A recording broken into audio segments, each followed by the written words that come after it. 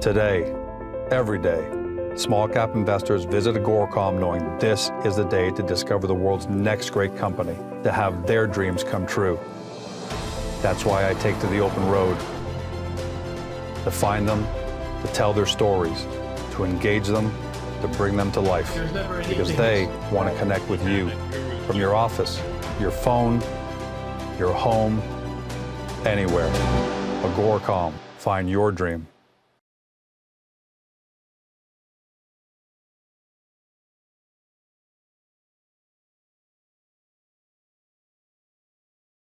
Welcome to CEO Interviews, a production of Agoracom in which we take the time to speak with small cap executives about what's going on at their companies.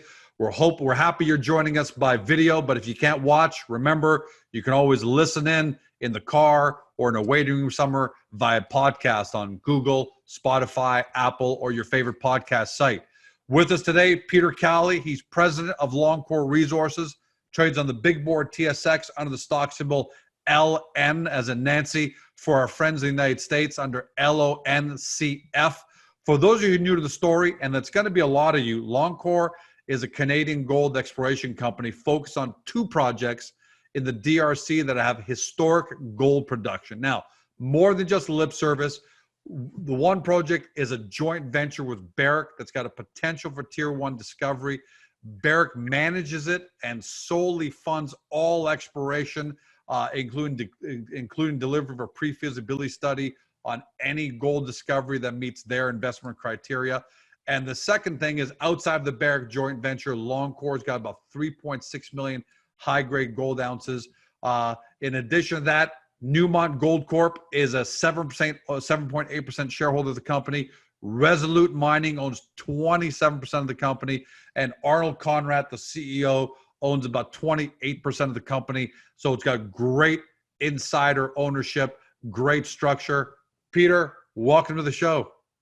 Yeah, thanks, George. Thanks for having me. Hey, we're really happy to have you because most junior exploration companies would be ecstatic to have any one of these majors as either a joint venture partner or a shareholder. You've got all three. What does this say about the quality of Loncor and its projects? Well, yeah, it's a pretty good.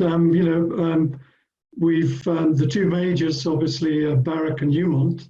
Newmont have been involved with Loncor way back in 2011.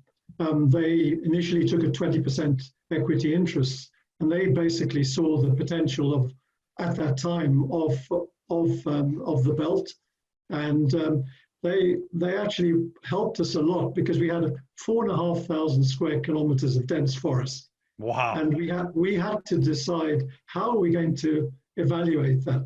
There's no tar roads in this part of the world. So so what they did, they have actually a proprietary method called BLEG.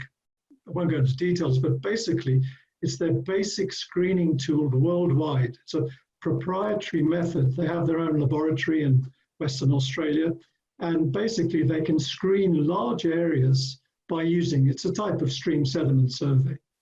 So they came in, they showed us how to do it, and we did it. And the end of sort of 2012, we highlighted the areas we were going to target, and that's exactly what we did. Unfortunately, around about 2013, there was the gold price craters, and obviously it affects juniors before. But it says a lot about you guys, Peter, right? The fact that your shareholders have stuck with you, that you guys have stuck as to the quality of what Loncor is holding on to. Yeah, I mean that's it. Be it Newmont or Barrick or Brad Gold Barrick, it's they can see the potential of the belt. It's a greenstone belt, Archean in age, very similar to what you have in Canada and the Abitibi or Western Australia, where all the great gold mines are. And it's the size of it which really makes it stand out. I mean, there is a figure which you could yep, we're going to put it on the screen right here. Yeah, and essentially what basically that shows, it's comparing the mineralized zone or the belt itself, NGAYU, which is in the middle there. And either side, you've got onto the right, you've got the Gator Greenstone belt. Now I've been involved in that. In the end, my team of geologists, we outlined about 17 million ounces at Gator. It became the flagship of AngloGold Ashanti. So you can see the size of Gator, and then you look at NGAYU, look how big that is. It's 3 or 4 times the size. Unbelievable. And similarly, you can see Kibali, which is one of Barrick's flagships now in the Congo, and you can see again the mineralized trend there. And so you can see, look, yeah, it's got similar geology, but look at the size of NGAYU. That's why the likes of Loncor or Barrick are really exciting, as we obviously were. I mean, just a picture's worth 1,000 words at the end of the day, right? Yes. Well, just one other thing which is quite critical on that figure is in blue. You can see something called banded ironstone formation, and basically, the geology in NGAYU is exactly the same as Gator, and very similar to Kibali. So, and you can see there's a lot of blue. Well, those blue lines are this banded ironstone, which you get all over the world. You have major mines, and they tend to produce big, large producers. All right, so let's talk about that. Let's go through first your Barrick joint venture. Has the potential for a tier 1 discovery. What's the status there? Yeah, well, as I say, as you said, the JV came in 2016. They're earning in. They're funding all exploration for a 65% equity interest. They had their geologists on the ground for, again, it's a large area, so it takes a while, but they've been sort of reevaluating, looking at all the ground, all the prospects for the last 3 years. And now we're getting to the exciting stage now where they've actually mobilized 2 rigs. They're at the Kibali mine, and they're en route to half a dozen. They've highlighted a half a dozen high quality prospects, which they're going to start drilling. So, we're all getting pretty excited. They've taken their time. They've picked the good ones, and it's throughout the belt. So it's not just a small part of NGAYU. You'll see that in the north you have a prospect called Yambenda. It's way in the north. You have prospects in the west and in the east. So it's the exciting time for us in terms of Barrick. And what kind of an advantage is it, Peter, that you have? It's not just that Barrick is their joint venture partner, but the fact that they're already operating mine a couple of 100 kilometers away. I'm just reading here, 814,000 ounces in 2019. So, how excited is it that they're your joint venture partner, because they obviously understand the geology. You're only a couple 100 kilometers away, and they understand how to operate at the end of the day. What significant advantage does that bring to Loncor? Yeah. No, well, I mean, that's the great thing for us. It's almost it could be a satellite mine to them. Right. It's 200 kilometers away, but what Kibali, their mine, as you say, last year they produced over 800,000 ounces, and there's all-in sustaining cash costs of $700. Compared with the current gold price of $1,700 gold price, that's a pretty good spread. A lot of money out of it. Yeah, the current resources are over 17 million ounces. Their reserves, I think, 9 million ounces. And what they've demonstrated is that you can build a major gold mine in this part of the world. And not only can they successfully build it, make a lot of money out of it, but also there's large mines to be found in this current geological terrain. And I think that goes back to the two majors and Resolute that's with you. There's a reason why they're there, right? There's a reason why they've stuck with you for so long. Exactly. And the country itself, it's a developing country, but it's actually got a lot of its mining code and its ability to do business is very good. It's got a low government free carry. It's only 10%. Usually it's 20% or more, and the royalties on gold production are low. So it's a nice place to be. So they essentially Barrick sort of now saying, look, this is one of our major, it's one of their flagships, Kibali, and we want to find some more in this part of the world. Now, it's a fantastic story as it is right there. If it was just that and nothing else, it's a fantastic story. But what I really like about what you guys done at Loncor is there's sometimes a risk when a junior is reliant on a one JV with a major.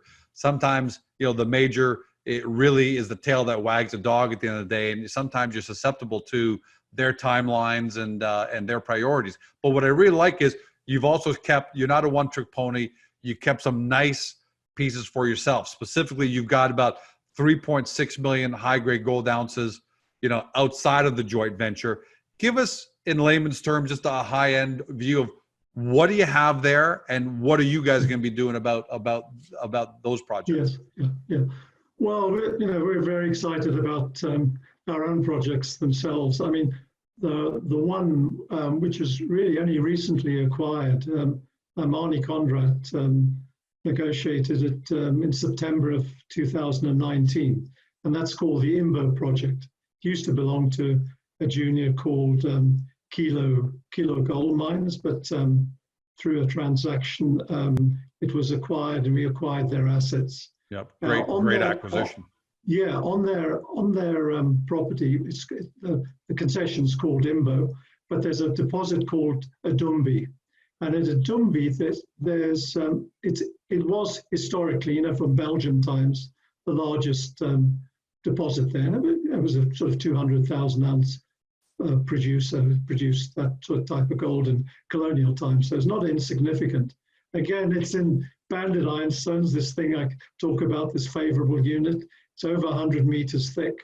And what happened in 2000, Kilo Gold, the previous company, they drilled quite a few holes, got some really good grades, 31 meters of 4 grams, 21 meters of 5 grams. This is shallow, this is open pit. It's pretty good open That's pit impressive. grade. Yeah, so in 2014, they got an independent consultant to basically come up with a resource, which they did. And on IMBO, they came up with 1.67 million ounces, which is okay. But more significantly, these consultants said, look, this has got huge potential still, along strike, but also deep, because they hadn't drilled deep at all. And so they made a whole lot of recommendations. And those recommendations were followed up by Kilo Gold in 2015 to 2018. And that included some drilling, not a hell of a lot, but some drilling where they went deeper, where the mineralization was just open. So when we came in 2019, we got our own independent consultants, Minecon, and they came and looked at it and quantified this upside. All this work had been done. Kilo Gold just hadn't done that. They got into financial difficulties. They're lost, Loncor's gain, unfortunately, exactly. but that's good for shareholders. So and that was essentially our result was put in that press release last month, where basically we increased the inferred resources at Adumbi by 49% to 2.5 million ounces on the IMBO license. And that was just from reanalyzing the existing results, right? Well, exactly. Well, there were two main things. One was the additional holes, and these holes all came in, very well. I think they drilled 4 or 5 holes, but they all came in sort of, 6 grams. Let's see, I can recall. Anyway, they're very, very good results. Good widths as well as good grades. I mean, excellent grades, like 7 grams, 6 grams, and sort of 15 meters thick. So the mineralization is still open. It's exactly what the the consultants thought was there, and lo and behold, it was. There was that, and then also in 2014, they'd only used $1,200 gold price. So we used a different, obviously 1,500, which is still conservative.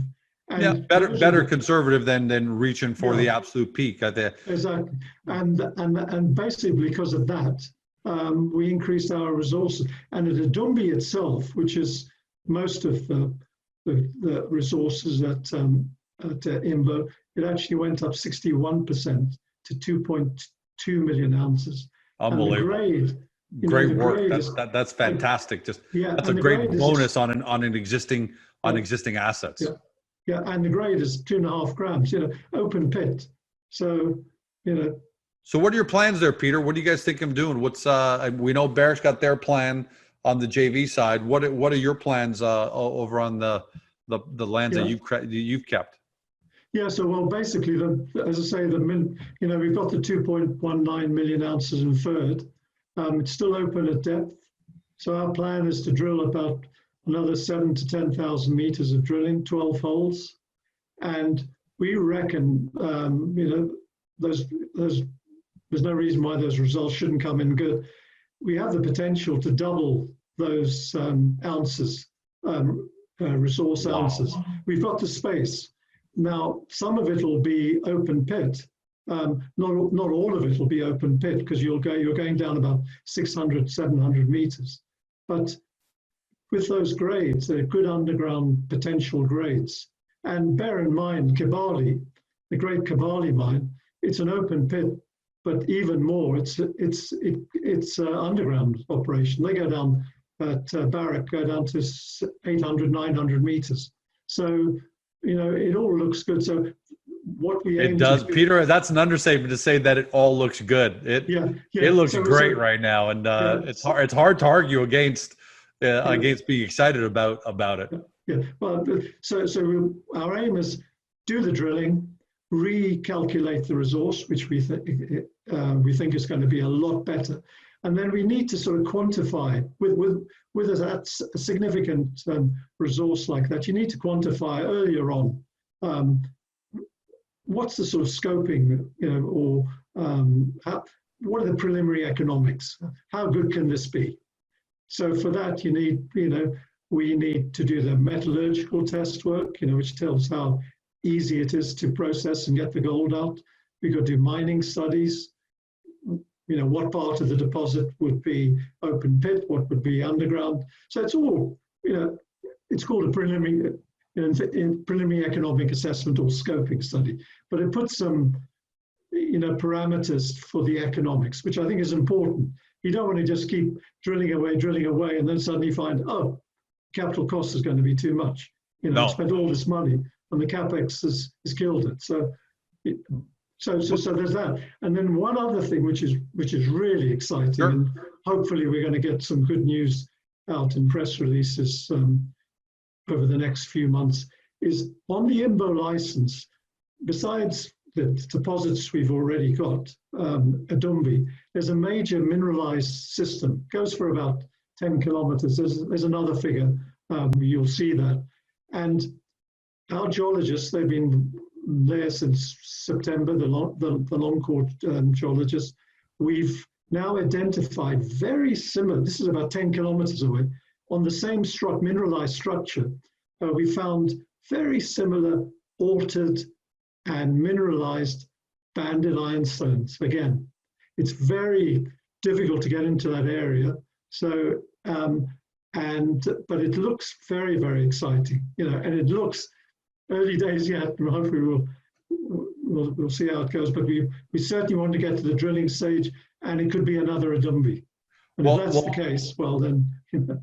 Peter, in addition to the third-party validation on the outside, your team is also very, very accomplished here, which gives everyone even greater confidence. For example, the CEO and founder, Arnold Kondrat, he's been involved in projects in the DRC for over 25 years, and you've had some great success in Africa and the DRC. Tell us about some of the success you've had, because that's the final the final linchpin here, right? This isn't just George and some guy who just happened to, get a property and seeing and don't know what to do with it. You guys have fantastic experience at making money at the end of the day. You alluded to it earlier. Tell us about the success you've had in Africa. Yeah, well, I'm quite an old boy in Africa. I've been involved in projects for the last 30 years. Give you a quick synopsis. Initially, I was technical director of a British junior called Loncor Resources. We were there in the late 80s, early 90s, at a time when Africa was just opening up. The social doctrine had gone out the window, and they were inviting foreign investment. So we were very successful. This company called Loncor Resources, we found mines in Zimbabwe and Ghana, got them into production, and then of course the big boys came along. And in that case, it was Ashanti Goldfields, which at that time was one of the major gold producers in the world. And they basically acquired Clough. I then joined Ashanti as their global exploration director. And of course, the focus was on this project called Geita in Tanzania. Yeah, That's that was on you referred to that earlier when you talked about the size of NGAYU. Yeah, exactly. So that's why Ashanti acquired Clough. And it turned out to be correct, because by the time we'd finished it in 2002, my exploration team had delineated 17 million ounces. So it was fun. It became a world class, and it's still in production today. So it came into production in 2003. It's been the flagship of Anglo Gold Ashanti for 17 years now. It's still in production. It's going more. It used to be mainly open pit. It's going now into underground. So you're an elephant finder at the end of the day. Yeah, well, that was great. I mean, what was really exciting there, we found a blind ore body underneath. It was about 40 meters below surface, but that turned out to be 8 million ounces of resources. So it made Geita world class. And again, the geology was exactly the same as in NGAYU, banded ironstone formations. So you're looking at NGAYU, and in your professional opinion, we're not giving you projections. But on the balance of probabilities, you're seeing a high probability of success because of what you've already accomplished and the similarities. Yeah. Just go by size. You go to, on that plan or that figure I told about earlier on, you've got 17 million ounces at Geita on a belt, and in a separate belt, you've got NGAYU. It's 3 to 4 times the size. So you do your own sums, Okay. Now, we'll save that for another day, but just to be conservative, I'm assuming we can't just do a straight extrapolation and multiply by 3 or 4. Or can you? Because that'd be one hell of a multiplication. But Peter, nonetheless, you've got the third-party validation with great partners. You've got a founder who's been the DRC for 25 years. You got you now as a president of the company with great success in Africa.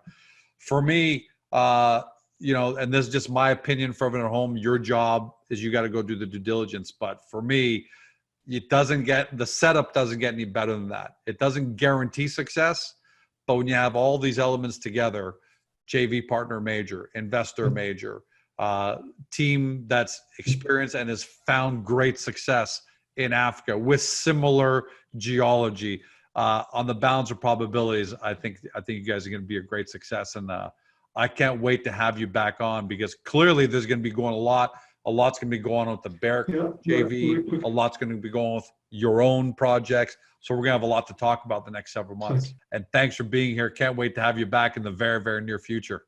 Thanks, George, and thanks for having me. You've been watching or even listening to via podcast Peter Cali. He's president of Loncor Resources, trades on the TSX big board under the stock symbol LN. For our friends in the US, LONCF. That's on the OTCQB. Look, you've heard great information. We've got a lot of time of our hands right now. There's only so much Netflix you can be doing. There's only so much social media surfing you can be doing. This is a fantastic time to be conducting due diligence. I think Peter here has given you all the ammunition you need just to understand the company and to even do a deeper dive. So start your due diligence, get to Agoracom, go to the company's profile, take a look at all the information we've laid out there for you, because you're not going to remember all of this by memory outside of the big stuff, but you know, great details there as well. Then make sure you get over the Loncor website, do your due diligence there, and then let us know if you've got any questions. Post them to Agoracom, contact the company. But I think you've potentially found your next great small cap resource investment. And we thank you for joining us today. Have a great day, everybody. Loncor Resources. See you next time.